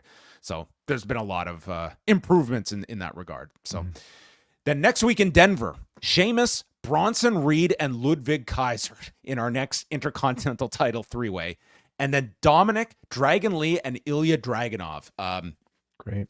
These are going to be some wild matches. And then Zelina Vega against Shayna Baszler. And I don't think they ever mentioned it on the show, but it is the Joe Tessitore debut, which I think is going to have the most discussion coming out of the show of how he performs. And I'm optimistic that I think he will have a very good show. And I think they probably, they are not going to put someone in there to have any kind of like after some of the like Adnan Virks and such. I think that they are not going to put someone in there that is not ready or has not been preparing. And everyone knows Joe Tessitore like follows the product. So I think everyone's going to be pleasantly surprised next week. That would be my thought. Main event is Chad Gable, Uncle Howdy, and Gable beginning the match screams that he's not afraid of Uncle Howdy. So when is he Bo Dallas? Without the mask? But during the match, he is Uncle Howdy. I guess he's both at the same time. Okay. So I want to know how I should refer to him as Howdy. Okay. Well, I guess when he has the mask, you can call him Uncle Howdy. Yeah. Okay. Graves says, I've wrestled Bo Dallas, and physically, this person is Bo Dallas, but mentally, he is not. He's someone else. That's the analysis you crave, right? Yeah, I mean, sure. I guess so. Yeah.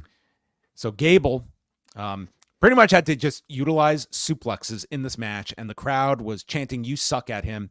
Howdy recovers, sending Gable over the desk, but gets countered on the desk with an angle slam, and Howdy is able to break the count into the ring. So Gable suplexes him off the top into the rolling Germans, and then the straps come down, and Howdy is upside down in the corner, hits him with a Uranagi, and tries for the Sister Abigail, but Ivy Nile distracts Uncle Howdy.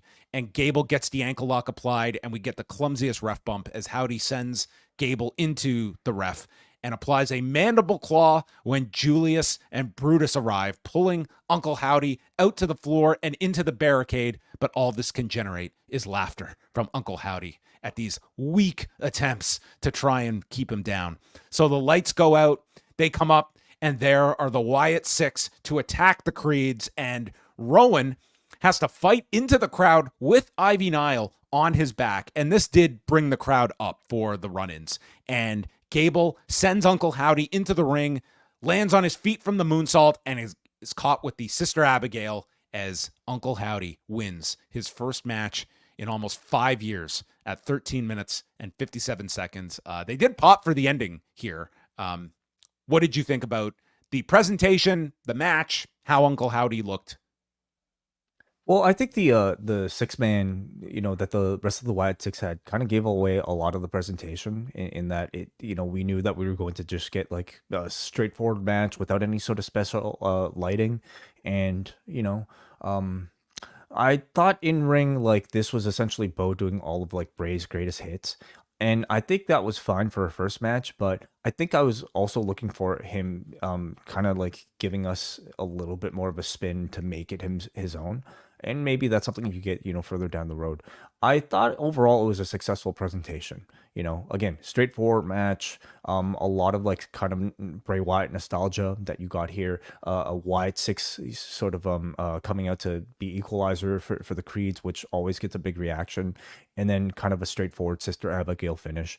Beyond that, I don't really have that much more to say about it. I do think the mask. So whereas the rest of the Wyatt Six like wrestle without their mask, Uncle Howdy keeps it on, and I kind of felt it look a little too bulky here and kind of silly. It works when the lights are down. Maybe it works in the dark, but like when the full lights are on, it kind of seems a little too much. So I wonder if there's a way they could just kind of streamline it just a little bit. But overall, I felt like it was a successful presentation. They got through these humps of whether or not the fans would accept these characters in ring matches, and I think the answer is yes. So now you can actually book pay-per-view matches with the character by having like relatively straightforward wrestling. Yeah, I thought that Gable was tasked with doing a lot of the heavy lifting in this one, literally and figuratively. I thought that this, like, obviously I think that the run-ins were definitely needed. I think that really got the crowd engaged for the finish, and you got them for the ending here with Uncle Howdy. I think that this audience is going to be giving a lot of leeway towards this character because of the way that they have handled the return and the work that's gone into it.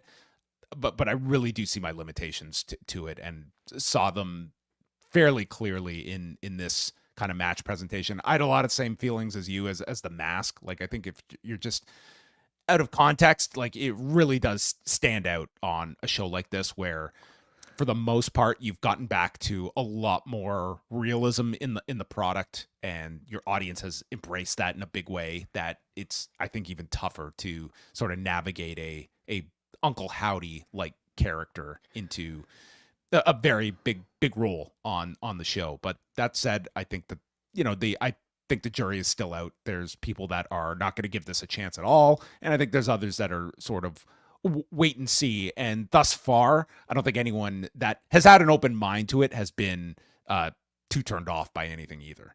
Yeah. Again, I think this week was fine in essentially like doing a Bray Wyatt tribute act even.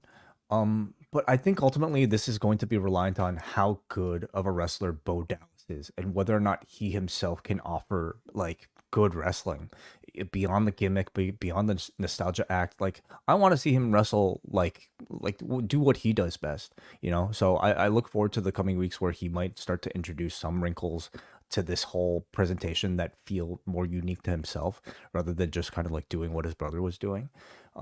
And maybe changing some of the presentation as well. Maybe they get rid of the mask, like wear the mask out to the ring by all means, but maybe he's going to hire the no quarter catch crew, and they're going to do some wrestling drills. Yeah, okay, sure. Blood sport with Uncle Howdy. Yeah. Okay. Yeah. Well, that concluded Raw from the Amica Mutual Pavilion. Oh, legendary building now. Mm-hmm. Yes. I think this is the former Dunkin' Donuts Center. I think it's the renamed version. I don't think it's a different building. I could be incorrect there, but I think it is the same one. Not nearly as memorable. No, I don't think people have the same affinity for Amica Mutual. But there you have it. I thought tonight's Raw, I would state, was I thought overall the opening half hour or so very strong with the L.W.O. Judgment Day interactions, and then the Braun Strowman Bronson Reed stuff was immensely entertaining for me as well. Rest of the show, I wouldn't say this was a blow away great show. I was a bit more disappointed with the main event overall than the rest. Those are my highlights of the show, and the rest there was quite a bit of a slog in the middle. I actually quite enjoyed tonight's Raw. Like you mentioned, the highlights being, I think the L.W.O. Judgment Day match was great. I thought the Braun and Bronson match was really awesome. Drew and Punk had their segment. That was a good point. I thought that was the a good Orton segment. promo you can put in there too. Like there were some very good segments to set up the pay-per-view on Saturday. And then you had the 2 3-ways, which I didn't think were bad. But like we're just maybe kind of there, but they all are leading to something, so there is reason for it happening. Kyrie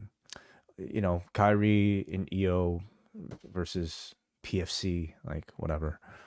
It was fine. And the Terror Twins. And yes, of course, the highlight. Yeah. And then of course the Uncle Howdy debut, which I think gave you the entrances, which at this point is maybe what most are looking for out of the character anyway. Okay. If you want to send us a super chat, you can do so in the chat. And we're going to go to forum.postwrestling.com, where you can always leave your feedback after Raw, after Dynamite, and following SmackDown. Yeah, let's go to some super chats here on the YouTube. Andrew Brown sends $2 to say, how would you compare Sid to Lex Luger career-wise? I mean, both were certainly given their opportunities to ascend to different levels, and both kind of in Jim Crockett Promotions, WCW, going through like the Horsemen and kind of elevating themselves. I think they're interesting comparisons, even though they were very different characters. I think they were two guys that I think Luger had a greater peak around 1988, where he was such a massive star at that time. And I think a lot look at that timing wise as the pull the trigger moment with Luger. And if there's a consistency with Luger, it was missing the boat on Luger at several points in his career. Whereas Sid, I can't say they necessarily missed the boat on him. They went all the way, unless there was like a situation like the Arn thing, and that yanked them out of the Starrcade and the Starrcade main event and title picture. But Sid got his runs on top and serious runs as like champion. It was like, it wasn't just to hold the title for a quick bit. Like they really put their resources behind him, and I don't think Luger really ascended to that role as high as he got in WCW, and certainly never achieved it in WWF. But they're two interesting careers to compare, and I think both of them I would look as maybe Luger underachieved to a degree, and Sid, as I said off the top, like you could argue that he overachieved, or you could see that like during that era maybe he underachieved. Maybe he had like at that time period that he could have had more of a sustained run, but there were forces that did not allow him to get to that height that so many saw in him when you just see him on the screen, and this guy just jumps out of the screen, and that was the appeal of Sid. Let's go up next to Jake from the Windy City, who sends $5 to say, how about Dory Funk Jr. doing an insane death match and taking an exploding bat shot from Onita at 83 years old? The Funks are just built different. Yes, this was in honor of a year since his brother had passed away. I have not watched the match. I can't say it's on my to-do list to check out Dory Funk Jr. doing a death match at the age of 83, but I did see some still shots of it. So I hope he had a great time. I mean, what a way to celebrate 83. Mm-hmm. Yep. What a way to commemorate his brother. Yeah. Okay. Wow. Yes. Only in Japan, I guess. I don't know if they allow that here. Yes. If I precede you, Wai, you don't have to do anything like this No. to honor me. Please don't. Okay. All right. I'll cancel it. Okay. All right. Cool. Thank you for those super chats, guys. Let's go to forum.postwrestling.com. We're going to start off with Anthony. One of my greatest memories of watching pro wrestling is April 3rd, 1995 on Raw, where my father and I watched Psycho Sid turn on Shawn Michaels because HBA gave Sid the night off. It was a moment my dad will never forget because he thought it was the most funniest thing he had ever seen. Years after, we'd laugh whenever we saw Sid and reminisce about the moment in April of 95 where Sid got the night off. Yes, this was where Shawn blamed Sid for the loss to Diesel the night before and said, next time I face him, you can have the night off. And Sid did not take kindly to this. It was a great angle. Took out Shawn, and that got Shawn into the babyface role that no one had seen him in as the Heartbreak Kid, like a babyface run in 95. So that was a big angle. That was like your first big night after Mania angle that they ever did. Let's go up next to Benjamin, who says, rest well, Sid. No one could scream a promo quite like him. Raw, I gotta say, I like the Uncle Howdy gimmick and how commentary was focused on selling Howdy's humanity. Although I really disliked the wig. I would prefer the mask, no wig, and Bo's real hair under those straps. Really upsells the flawed human looking for something empowering in choosing a new identity. Randy's promo was long, and I was disappointed we didn't get to hear more about Dom's love of tendies and how Liv hooks him up. As much as I like this, it's keeping the women's title captive while no one else is doing anything to level up, and these tag matches are getting too repetitive. Meat versus meat was okay. Needed more meat though. Right. How do you feel about the because you had been critical about that in the past with like the women's title, and I mean in the absence of that, like this is a great run for Liv, but there is that point that like this women's division is essentially non-existent beyond like Rhea's not even necessarily going for this title, at least not for this pay-per-view cycle. She is on her way towards it, though. I think there's a depth problem right now in their women's division. Like, just nobody other than Rhea Ripley and Liv Morgan, which they recently just got to that level. There's really nobody else that I think you could perceive to be worthy of taking the championship at the moment. Like, who really would be next in line? That's on Raw. Oh, at this point, yeah. I mean, it's like they're trying to get like Zelina into a role. Like that's like the depth it's very low. Like EO is in a tag team. Like she's away from that. Like it's a 2-woman division. Mm-hmm. Like it's going to take a big return, or maybe like, I don't know, like a Jade or Bianca crossing over from like SmackDown in order to really like build up even a viable challenger right now. And like when you look at how hot Liv versus Rhea is, this is really the best thing for the championship at the moment. You know, I mean, I would feel differently if there were people waiting that were like bubbling on the surface, to be made, but there isn't. So yeah, let's go up. Your turn. Up next, John. Jeremy in Texas. Not many people can say they won a WWF title in the Garden. Rest in peace, Sid. Corey is back with Cole for now, with Pat McAfee away. I admire the job he's done on SmackDown in a play-by-play role, but he sounds way more natural doing color. This Raw will be remembered for the tsunami splash on the car. What an impressive spot with, dare I say, real glass exploding from the impact. The building of Bronson Reed has been impressive, but what is the end goal with 2 heel singles champions on Raw? Does Reed need to win a title to truly feel elevated? I would state at this point, after watching tonight, I don't think they have any illusions that this guy is staying a babyface. Like this kind of stuff is like it's already turned him, and I don't think they're going to be fighting it either. Like they're already bringing it up on commentary. Like this is an attraction that people want to see, and you're having this guy dive off a ledge onto a car. Like who's not going to think this is the coolest thing that they're watching? I feel Reed is going. He may not even be a heel by the time they get to the Rollins match. I don't even know if like title ambitions are something you need to attach to him at the moment. The goal right now is to just get Bronson Reed noticed and remembered, and they're doing an amazing job of that. And this is all in service of building up to a Seth Rollins match, whenever that's going to be. So it's to give your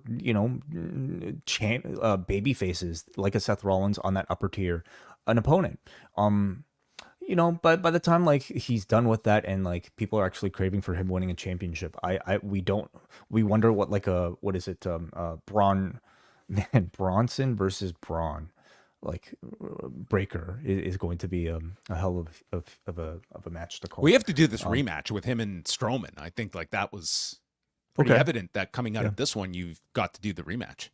Sure. But like Braun Breaker was built in very much the same mold. Here's like the, badass. The badass The dog. unpredictable badass way. Thank you, John. Yes, that was just kind of like made to look incredibly cool by doing all of these like crazy spears and stunts everywhere, right? They're giving the same formula to Bronson Reed, and just the end goal at this point isn't necessarily thinking about what the babyface heel balance is on the show. It's just about building new guys and making them well known. All right. Let's go up next to Muggin, who says tired. 2 super heavyweights doing a collapsing ring spot. Wired. A tsunami splash on the hood of a car. Yeah. All right.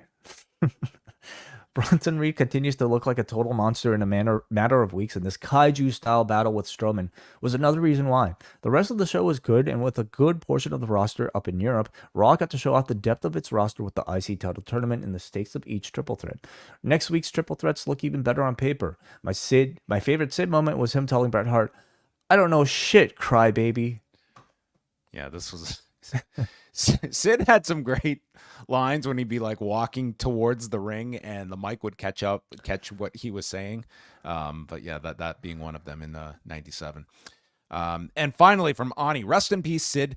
Another good Raw. This show's narrative ecosystem has been in a good place, giving characters getting a push, credible opponents they can beat. Braun Strowman and American Made were the foils Reed and the Wyatt Six needed to get over. My favorite segments on the show were the Orton promo and the Punk Drew brawl. I think the build to Bash in Berlin has been strong on the Raw side, and a damn squib on the SmackDown side. A damp squib on the SmackDown side. Do you agree, Wai? Has this been a damp squib? Exactly how I would classify it. Yeah. For all these years, there was a stigma attached to having TV writers contribute to wrestling shows. In a post-Vince creative landscape, they've managed to produce rich storylines and fleshed out characters with attention to detail. Even Tony Khan has started to take on writers. Is it time for the stigma to go away? It depends who you've asked. I think those, I mean, you can't just like paintbrush everyone, but I know plenty of people that were extremely talented people in a challenging system, and it is interesting that, you know, for a long time, I think it went in these waves where I feel there was kind of a label attached to writers in the WWE side. I think part of that was when you would see these postings and they literally would state that like it was actually frowned upon that you were a wrestling fan, and it just got this fair, unfair label that these were people that had no idea about this product, that were just coming in and just, you know, they didn't have the product knowledge that the fan base felt, and that became a source of the criticism for creative. And then I think in time, I think people got a better sense of the environment of like the changes. And it's like how a lot of that was through all these writers that would do podcast interviews and talk about the system. And you get a better sense of just how chaotic of an environment this was. And now we're at this period where it's like WWE is doing tremendous, but like the writers don't have a public face and you don't attach it to people's names and such. And therefore, they don't get a whole lot of praise either. So it kind of goes in that. Mm-hmm. It's like it's a nameless and thankless job to work in creative in any wrestling company. Yeah, very much so. Yeah. Yeah, I think I agree with a lot of what you said. I think for me, ultimately, I think it's fine to have contribution from people that like didn't grow up with the stuff, as long as it's being filtered at the top by somebody who does know all this stuff really well. You know, I think there are a lot of things about like the principles of professional wrestling in building to matches that are just kind of like fundamentals you have to respect, no matter how out there you want to get with your storytelling. So as long as like somebody who's coming from an outside world is able to contribute in ways that ultimately like work towards those fundamentals, and that's dictated by the people up top, right? I think it's perfectly fine. It works, you know? So like if I was constructing my room, like of course I would want my person that has decades of experience, that had access working in territories and such. That's a great asset to have.